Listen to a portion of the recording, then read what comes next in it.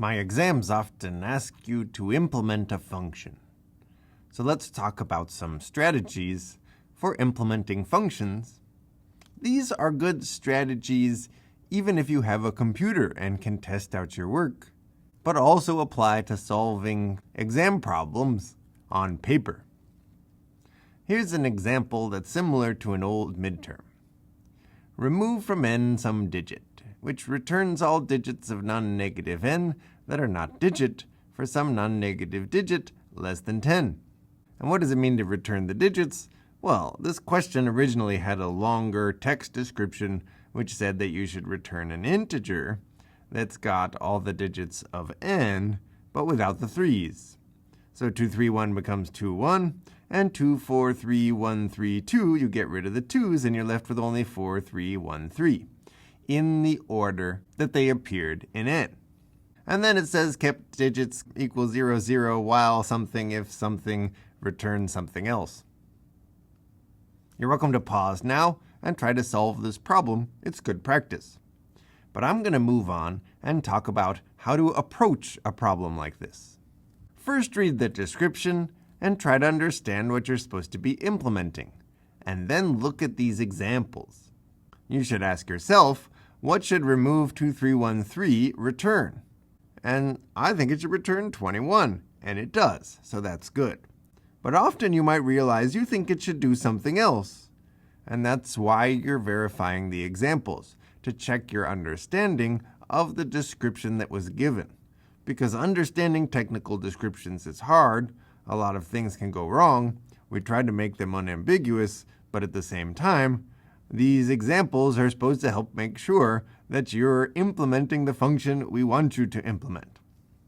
And do that for all the examples, or at least several, to check your understanding. Then pick a simple example that you're going to focus on when you go to implement the function. Now it's not a bad idea to read the template. This says we're going to initialize kept and digits, and the goal is to keep some digits and get rid of some other digits, so maybe kept is involved in that. We're going to go through all of the digits. Here's a familiar pattern. Every time I make a pass through the while statement, I assign last to the last digit of n, and then I get rid of the last digit of n. So last will be assigned to 1, then 3, then 2. If something, kept in digits, then return something else. Now, when you read a template like this, you'll either discover one of two things. The template's kind of helpful, it seems like a reasonable approach, so you should use it. Or the template's just confusing, at which point I would recommend just trying to write your implementation on your own and then worry about the template later. Because if you have a working implementation that doesn't match the template, you can almost always change it around a little bit so that it does match the template once you figure out how to implement the function. I find this template pretty helpful, so I'm going to try to use it.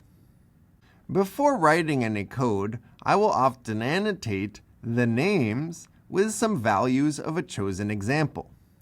So I'll say, okay, in order to figure out how to remove this 3 from 231, I'll have n be 231 and digit be 3, and I need to return 21. Once you do that annotation, then you can start working through the problem. Write the code, try to compute the result, make sure you actually return to the right thing, and check your solution with some other examples. But focus on one at first. So if we pick this one, then we're going to just label this as 231 and this is 3. And then kept and digits are 0 and 0.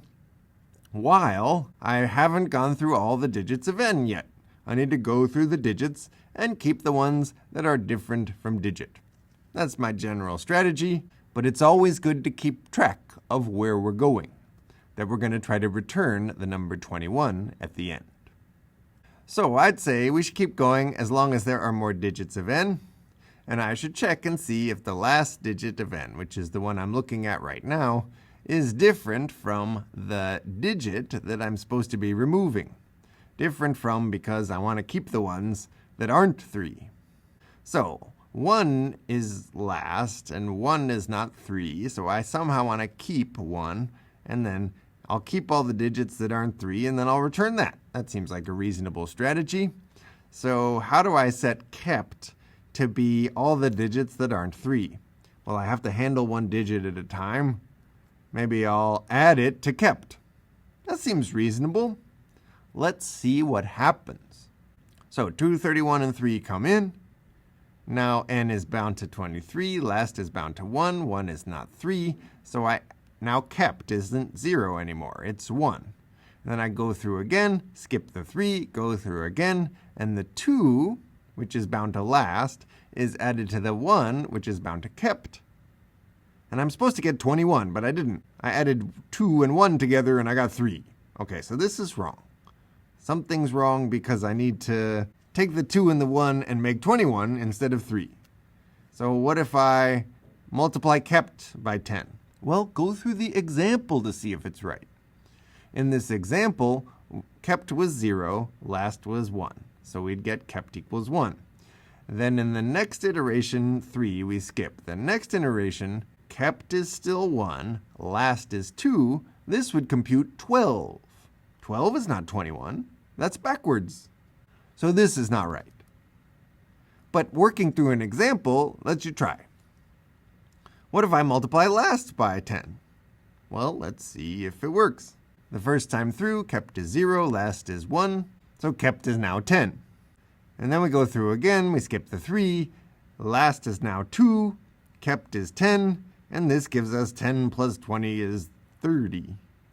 Well, that's not 21. I gotta try something else. What I really want is to add 20 and 1 to get 21. So when last equals 1, I want to multiply by 1. And when last equals 2, I want to multiply by 10 to get 20. How might I do that? And then you have to invent a strategy. So one way to do that is to raise 10 to the power of how many digits are already in kept. So that means you would keep track of how many digits are in kept, and you would multiply last by 10 to the digits. This works for this case. The first time through, last is 1, digits is 0, kept is now 1. That's good. The next time through is 3, we skip it. The next time through, kept is 1, last is 2, digits is 1. This term is 20, so we add 20 and 1 together to get 21. It works. Next, check on a slightly more complicated example. What if digit were 4?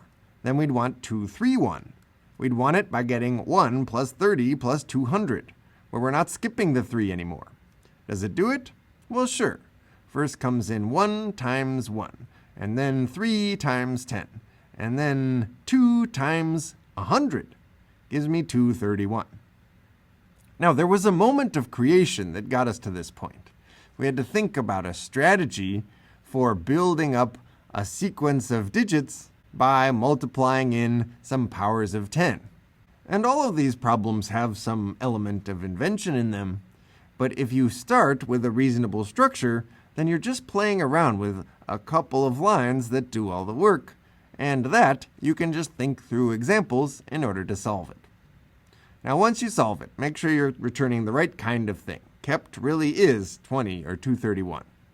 And make sure that the other examples work too. So it would be worth tracing through step by step with this longer example to verify that you didn't miss an important case. And that's one strategy for implementing a function. Now, you might come up with a totally different solution, and that's okay. If you were here and you didn't know what to do next, but you thought, well, instead of 21, I could get 2.1 just by dividing what I have so far by 10 each time. Then at the end, I have to figure out how to change 2.1 back into 21. And you could do that by multiplying by 10. That only works for the simplest example. In general, you have to multiply by 10 raised to the power of digits minus 1 in order to shift the decimal place in the right place. And then you have a float value, so you have to round that, and this would solve the problem as well. So it's not the case that there's always only one solution to a problem, and there's always going to be a hard moment where you have to invent a strategy for doing the work. But at least you have a structure here to make sure that your thinking time is productive thinking time because you're working on the right problem, you're focused on an example that's simple enough to keep your head around, and you're checking your work. I hope that helps.